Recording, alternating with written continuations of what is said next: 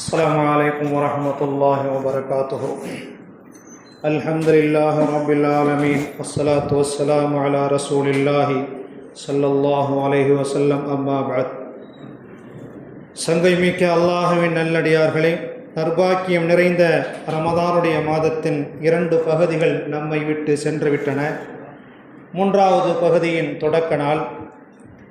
இந்த நாளையிலே கடைசி 10 வந்துவிட்டால் பெருமானார் ஸல்லல்லாஹு அலைஹி வஸல்லம் அவர்கள் ஏனைய 20 நாட்கள் செய்த முயற்சியை விட அதிகமாக இந்த கடைசி 10 அமல்கள் செய்வதிலே என்னென்னவெல்லாம் செய்ய வேண்டும் என்ற திட்டத்தை வகுப்பார்கள். அதன்படி அதிகமான அமல்களை செய்திருக்கின்றார்கள் இந்த கடைசி 10.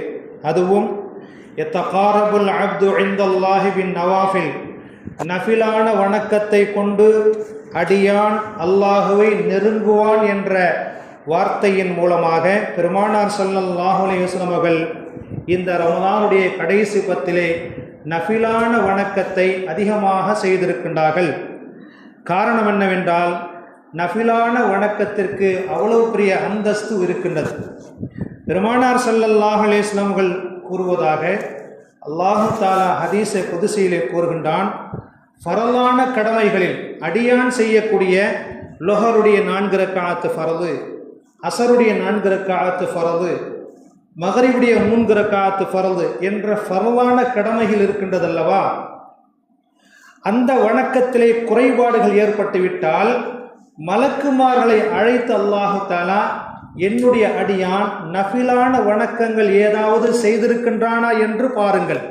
அவனுடைய ஏட்டிலே, அவனுடைய புத்தகத்திலே, நன்மை தீமை எழுதப்பட்ட அவனுடைய புத்தகத்திலே நஃபிலான வணக்கங்கள் என்னுடைய அடியான் ஏதாவது செய்திருக்கின்றானா என்று பாருங்கள் என்று சொல்ல, மலக்குமார்கள் ஆம் என்று சொல்ல, அப்படி நஃபிலான வணக்கங்களை அவன் செய்திருந்தால் குறையாகிவிட்ட ஃபர்லான அந்த கடமைகளை நஃபிலான வணக்கத்துக்கு கிடைக்கக்கூடிய நன்மையை கொண்டு சரி செய்யப்படும் என்பதாக பெருமானார் ஸல்லல்லாஹு அலைஹி வஸல்லம் அவர்கள் சொல்லுகிறார்கள். என்றால் நஃபிலான வணக்கத்திற்கு எவ்வளவு முக்கியத்துவம், நஃபிலான வணக்கத்திற்கே எவ்வளவு முக்கியத்துவம் என்றால் ஃபரலான முக்கிய கடமைகளுக்கு எவ்வளவு பெரிய நன்மை இருக்குது என்பதை நாம் புரிந்து கொள்ளலாம். பெருமானார் ஸல்லல்லாஹு அலைஹி வஸல்லம் அவர்கள் பிலால் ரலியல்லாஹு தஆலா அவர்களை அழைத்து, இஸ்லாத்திலே நீங்கள் செய்கின்ற சிறந்த காரியம் எது என்கிட்ட முன்னாடி நீங்கள் சொல்லுங்க. இஸ்லாத்திலே இருக்கக்கூடிய நீங்கள் மிக சிறப்பான ஒரு அமலை நீ ஏதோ ஒன்று செய்து கொண்டிருக்கின்றீர்கள்.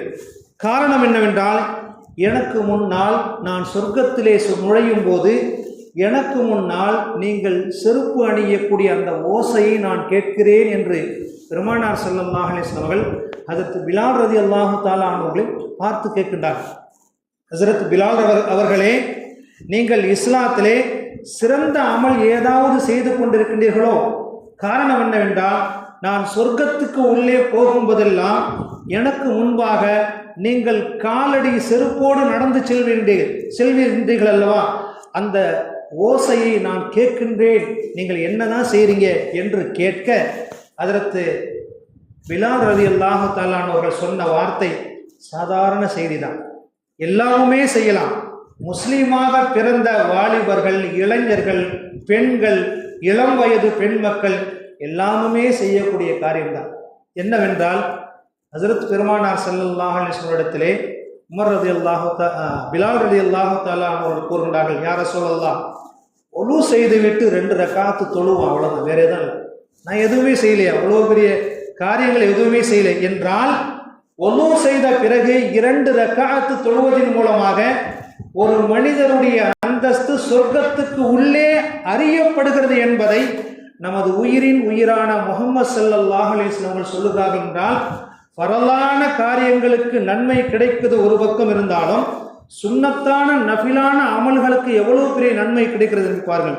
நஃபிலான தொழுகைகள் என்று புறக்கணிக்கப்படுகின்றன.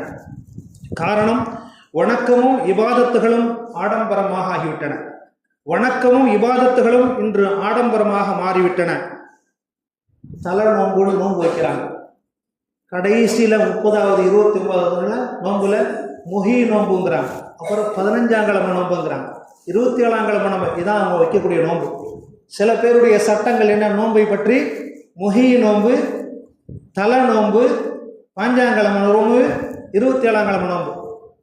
அப்போது இந்த மார்க்கத்தினுடைய அந்த சட்டத்தை தெரிந்து கொள்ளக்கூடிய விஷயத்திலே எவ்வளவு அலட்சியமாக நாம் இருக்கிறோம் என்பதை நாம் புரிந்து கொள்ள வேண்டும்.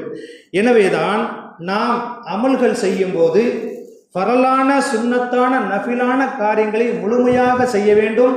ஏனென்றால் பெருமானார் ஸல்லல்லாஹு அலைஹி வஸல்லம் அவர்கள் கூறினார்கள், அஃதலு ஸியாமி பஅத ரமதான், ரமதானுடைய மாதத்துக்கு பிறகு நீங்கள் வைக்கக்கூடிய நோன்புகளிலே ஆக சிறந்த நோன்பு முஹர்ரம் மாதத்திலே வைக்கக்கூடிய 9, 10 என்று பெருமானார் ஸல்லல்லாஹு அலைஹி வஸல்லம் அவர்கள் சொல்லிவிட்டு, ஃபரலான தொழுகைக்கு பிறகு நீங்கள் தொழக்கூடிய சிறந்த தொழுகை இரவு தொழுகை.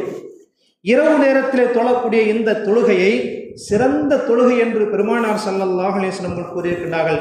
எனவே நாம் ஆடம்பரமாக ஆக்கிவிட்ட இந்த காலத்திலே இபாதத்துகளையும் வணக்கங்களையும் ஆடம்பரமாக ஆக்கிவிட்ட இந்த காலகட்டத்திலே நாம் நன்றாக யோசித்து இந்த ரமலானுடைய கடைசி 10 ஒவ்வொரு நேரத்தையும் நஃபிலான, சுன்னத்தான நிறைய தஸ்பீஹ் ஓதுங்க. தொழுவறதுக்கு முடியலன்னா தஸ்பீஹ் ஓதுங்க.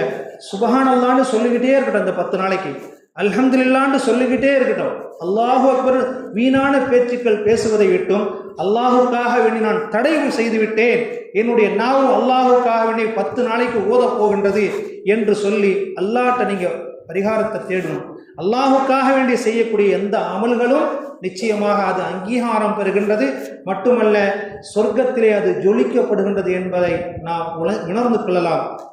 மட்டுமல்லாமல் இஅ்திகாஃப் இருக்கக்கூடிய பெருமக்கள் இந்த வருடத்திலே 2 நபர்கள் நம்முடைய பள்ளிவாசலிலே இஅ்திகாஃப் இருக்கின்றார்கள். அவர்களுக்காக நாம் நிறைய துஆ செய்ய வேண்டும். நான் அவரிடத்திலே கேட்டுக்கொண்ட செய்தி, மகரிபுக்கு பிறகு நம்முடைய ஊர் மக்களுக்கு நிறைய ஈமானை கொடுக்கணும். உறுதியான ஈமான் இல்லை. எல்லா ஊர்லேயும் பெருமக்கள் இருக்கின்றார்கள், எல்லா ஊர்லேயும் இளைஞர்கள் இருக்கின்றார்கள். அதே போன்று நம்ம ஊரிலேயும் பெரியவர்கள் இருக்கின்றார்கள், இளைஞர்கள் இருக்கின்றார்கள். அலட்சியப்படுத்துகின்றார்கள். இபாதத்துடைய விஷயத்திலே நாம் எல்லோருக்குமாக சேர்த்து உறுதியான ஈமானை கேளுங்கள். லைலத்துல் கத்ர் என்ற புனிதமான அந்த இரவை அடையக்கூடிய பாக்கியத்தை நீங்கள் தஹஜ்ஜுடைய நேரத்திலே தொழுது கேளுங்கள் என்பதாக அவரிடத்தில் நான் வேண்டுதல் வைத்திருக்கின்றேன். அல்லாஹு தஆலா அந்த கோரிக்கையை ஏற்றுக்கொண்டு இந்த வருடத்தினுடைய ரமதானுடைய மாதத்தின் கடைசி 10 ஒற்றைப்படையான நாட்களிலே வரக்கூடிய லைலத்துல் கத்ர் என்ற அந்த இரவை அடையக்கூடிய பாக்கியத்தை நமக்கும் நம் குடும்பத்தார்களுக்கும் ஊர் மக்களுக்கும் அல்லாஹு தஆலா தந்தருள்வானாக. வஆகிரு தஅவானா அனில் ஹம்துலில்லாஹி ரப்பில் ஆலமீன்.